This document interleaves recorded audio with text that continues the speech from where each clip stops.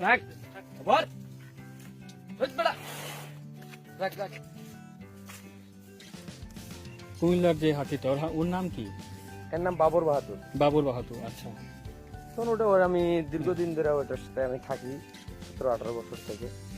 তোর হাতিটা পড়ে গেছিল, পড়ে যাওয়ার পরে অসুস্থ হয়েছে। অসুস্থ হওয়ার পরে আমি ডাক্তার দেখেছি।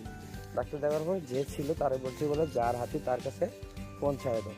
ও পঞ্চায়েতে যায় স্যার, ঠিক আছে, আজকে এই অবস্থা।